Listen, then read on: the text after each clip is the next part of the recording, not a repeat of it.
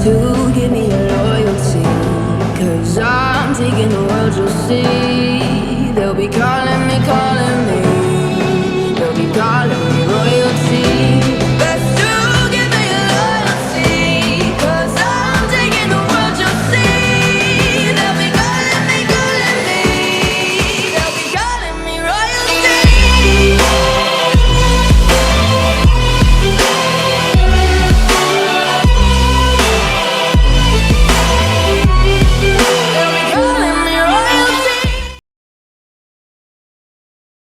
Xiaoyan mengusap gulungan hitam gelap itu dengan tangannya dan menghela nafas lembut. Sosok wanita muda anggun yang seperti bunga teratai itu perlahan muncul di benaknya dan tak dapat disingkirkan. Sun Er, tunggu aku. Xiaoyan bergumam pelan saat ia menggelengkan kepalanya dengan sekuat tenaga, membuang segala perasaan keluar dari kepalanya. Setelah itu ia memusatkan seluruh perhatiannya kepada gulungan berwarna hitam di tangannya. Haruskah aku membukanya? Xiaoyan mengernyitkan alisnya saat ia membolak-balikkan gulungan itu. Sudah pasti tak mungkin untuk membuka paksa benda seperti ini. Ia pasti akan menyesalinya jika ia merusak benda yang ada di dalamnya. Xiaoyan merenung untuk sementara waktu sebelum sebuah pemikiran menyambar benaknya. Ia berusaha menggerakkan Douqi di dalam tubuhnya dan mengaitkannya ke gulungan itu. Sesuatu yang aneh terjadi ketika uliran pertama Douqi menyentuh gulungan hitam tersebut. Ia menyadari bahwa Douqi itu ternyata diserap oleh gulungan tersebut. Xiaoyan merasa sedikit tertegun akan situasi yang terjadi. Ia segera menenangkan emosinya saat pikirannya bergerak. Douqi yang terus mengalir mulai menggelora dari tubuhnya sebelum bergerak di sepanjang tangannya dan dituang ke dalam gulungan hitam gelap itu. Tidak banyak pergerakan setelah Douqi yang berjumlah besar itu dituang selain cahaya redup yang terpancar pada permukaan gulungan hitam gelap itu menjadi sedikit lebih terang. Akan tetapi, Xiaoyan tidak gelisah. Karena Sun Er telah berkata bahwa dibutuhkan kekuatan seorang Douwang untuk membukanya, tidak akan terlalu sulit baginya untuk membukanya dengan kekuatannya yang sekarang. Dituangnya Douqi itu berlanjut selama sekitar setengah jam. Raut muka Xiaoyan berangsur-angsur menjadi serius saat ia menuang Douqi tanpa henti. Keanehan dari gulungan hitam gelap ini agak melebihi perkiraannya. Gulungan hitam gelap yang tidak begitu bereaksi sebelumnya mendadak memancarkan suara retakan lirih. Meskipun suaranya sangatlah samar, tetapi itu masih terdengar oleh Xiaoyan. Ia menatap dengan terkejut. Pada saat ini permukaan gulungan itu telah retak terbuka, membentuk sebuah garis kecil. Suara retakan yang ia dengar tadi terpancar dari dalam. Dengan keberhasilan ini, Xiaoyan akhirnya tak lagi khawatir di dalam hatinya. Douqi kuat menggelora keluar layaknya semburan dari setiap sudut tubuhnya. Akhirnya, Douqi itu dituangkan ke dalam gulungan hitam gelap di bawah kendali Xiaoyan. Mengikuti dituangnya lebih banyak Douqi lagi, garis-garis retakan di permukaan gulungan itu berangsur-angsur bertambah. Terdapat cahaya berwarna emas samar yang merembes keluar di antara garis-garis retakan. Ketika gelombang Douqi kuat kembali dituang ke dalam gulungan, Xiaoyan mendadak menyadari kemampuan gulungan itu untuk menyerap Douqi tampak telah benar-benar lenyap. Seketika ia melihat bahwa garis retakan di gulungan itu dengan cepat menyebar sebelum akhirnya menyelimuti seluruh bagian gulungan tersebut. Sebuah sinar emas terang mendadak melesat secara eksplosif dari gulungan, tepat ketika benda itu dipenuhi dengan garis-garis retakan. Intensitas cahaya itu adalah sesuatu yang bahkan membuat mata Xiaoyan merasakan sakit dan memaksanya untuk dengan cepat menutup mata. Gulungan hitam gelap itu mendadak pecah ketika Xiaoyan menutup matanya. Sebuah gumpalan cahaya emas besar melesat keluar dan menerangi seluruh bagian ruangan rahasia itu hingga berwarna emas terang sangat indah. Xiaoyan bergegas membuka matanya ketika ia mendengar suara retak dan pecah gulungan itu. Ia melihat gulungan yang rusak di atas tanah dan tidak sempat mengeluarkan suara ketika ia mendapati gumpalan besar cahaya emas berdiam di udara di depannya. Terdapat sesuatu yang menggeliat di dalam cahaya emas. Sekilas hal itu tampak seperti semacam tulisan. Tulisan cahaya emas pekat ini membuat Xiaoyan merasa bingung ketika ia menatapnya.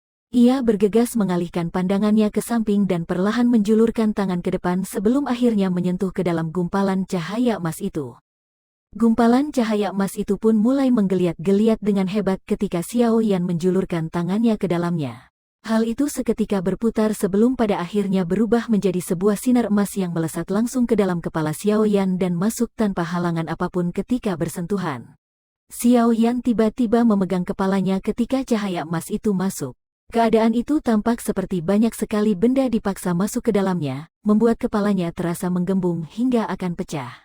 Akan tetapi, rasa sakit dari perasaan menggembung ini datang dan pergi dengan cepat.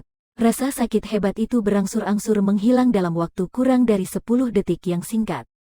Seluruh tubuh Xiao Yan tampak telah menjadi lemah setelah rasa sakit hebat itu lenyap. Ia memiringkan kepalanya dan terjatuh ke atas tempat tidur. Dadanya kembang kempis dengan cepat dan wajahnya terlihat pucat pasi. Jelas, cahaya emas yang telah masuk ke benaknya tadi telah membuatnya sedikit menderita. Sialan.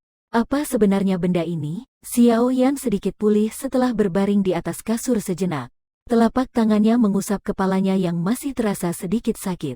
Setelah itu ia bersila dan hanyut dalam benaknya. Ia masuk ke otaknya untuk mencari cahaya emas tadi. Benak Xiao Yan baru saja memasuki otaknya ketika cahaya emas terang itu melesat ke arahnya. Ia melihat ke sekitar dan mendapati bahwa pada dasarnya ini adalah sebuah dunia yang terbuat dari cahaya emas. Banyak sekali huruf yang terbentuk dari cahaya emas dan berbaris satu dengan yang lain dalam ruang kosong di depannya. Pada akhirnya, huruf-huruf tersebut berputar dan berbalik menyusun diri mereka sendiri menjadi sebuah tirai cahaya di udara. Teknik segel dewa, kelas di tingkat tinggi. Menurut legenda, ini diciptakan oleh seorang Dodi tertentu di zaman kuno. Totalnya ada 5 gaya. Segel gunung terbuka, segel pembalik laut, segel pengguling tanah, segel pengubur langit dan segel dewa kuno. Setiap segel berhubungan dengan yang lainnya. Ketika seseorang mencapai penguasaan utuh dari kelima segel, ia akan dapat membalikkan lautan, menggulingkan samudera, dan menelan langit dan bumi. Hal itu sebanding dengan sebuah teknik Do kelas Tian pada puncaknya. Namun seseorang harus berada pada kelas Do Wang agar bisa menerapkan segel ini. Jika tidak, ia akan gagal dan menderita kepahitan sendiri. Nama yang sangat agung. Benak Xiao Yan agak bingung saat ia membaca beberapa kata besar. Nama dari tiap segel membuat Xiao Yan merasakan ketakjuban dan aura yang mendominasi. Sesuatu yang diciptakan oleh seorang Dodi. Ini adalah teknik Do yang asalnya paling luar biasa yang pernah ia temui. Bahkan, hal itu membutuhkan kekuatan seseorang mencapai kelas Do Wang agar bisa menerapkannya. Tidakkah persyaratan benda ini sedikit terlalu tinggi? Xiao Yan seketika berdecak dan menghela nafas ketika ia melihat kalimat yang terakhir. Teknik Do aneh sejenis ini adalah jenis yang pertama yang pernah Xiao Yan lihat. Seorang Do Wang ahli sudah bisa dianggap orang kuat di benua. Akan tetapi, di sini ia baru saja mencapai kelayakannya untuk menerapkan hal itu. Tidak heran Sun Er begitu serius kala itu. Sepertinya yang disebut sebagai teknik segel dewa ini memang luar biasa.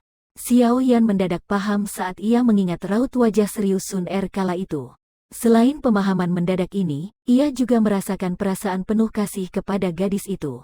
Gadis itu dengan begitu mudahnya menyerahkan teknik Do kelas di tingkat tinggi ini kepadanya, yang cukup untuk membuat para ahli di benua tergila-gila.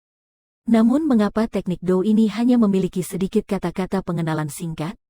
Bagaimana cara menerapkannya? Cahaya emas terang itu mendadak gemetar tepat ketika Xiao Yan merasa kebingungan. Sebuah cahaya emas seketika melesat keluar secara eksplosif dari hatinya. Cahaya emas yang mendadak keluar itu menyebabkan Xiao Yan terkejut. Namun ia tak menghindarinya. Ia percaya bahwa Sun Er tidak akan meninggalkan sesuatu apapun yang akan melukainya. Cahaya emas itu menembus benak Xiao Yan dalam sekejap. Ada sesuatu yang dengan samar tercetak jauh di dalam pikirannya. Xiao Yan perlahan menutup matanya. Semburan informasi datang menyerbu. Xiao Yan membacanya secara rinci dan menemukan cara untuk menerapkan teknik segel dewa di antara informasi ini. Akan tetapi, sepertinya hanya ada metode untuk melatih segel gunung terbuka dan segel pembalik laut di dalamnya. Tidak ada catatan mengenai metode berlatih segel pengguling tanah dan segel dewa kuno di dalamnya. Xiao Yan agak muram ketika ia mempelajari seluruh informasi itu. Ia masih gagal menemukan metode berlatih bagi 3 segel yang tersisa. Ia hanya bisa menyerah tak berdaya.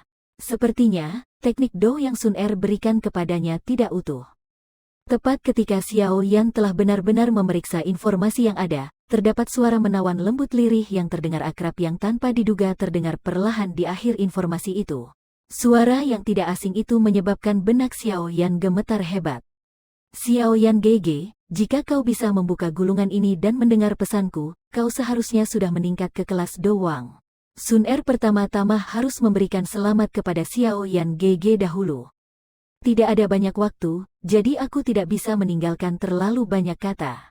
Xiao Yan GG harus mengingat perkataan Sun Er. Teknik segel dewa adalah salah satu teknik Do paling mendalam milik klanku. Sun Er pun belum mendapatkan 3 segel terakhirnya. Oleh karena itu, aku hanya bisa meninggalkan 2 segel pertama kepada Xiao Yan GG. Untuk menerapkan segel gunung terbuka setidaknya membutuhkan kekuatan seorang Do Wang. Untuk segel pembalik laut, sebaiknya kau menerapkan jurus itu hanya setelah mencapai kelas Do Huang. Selain ini, jika Xiao Yan GG mempelajari teknik gunung terbuka, berjanjilah kepada Sun Er bahwa kau akan menggunakannya sejarang mungkin kecuali di saat genting. Teknik segel dewa adalah sebuah teknik rahasia yang turun-menurun di dalam klanku. Jika sampai bocor, maka klanku pasti akan mengirimkan seseorang untuk mengambilnya. Oleh karena itu, Xiao Yan GG harus menggunakannya dengan berhati-hati. Dan juga, Xiao Yan GG, Sun Er merindukanmu. Selamat tinggal. Suara lembut lirih itu perlahan bergema di dalam benak Xiao Yan sebelum berangsur-angsur menghilang. Pikiran Xiao Yan mulai gemetar karena kalimat terakhir.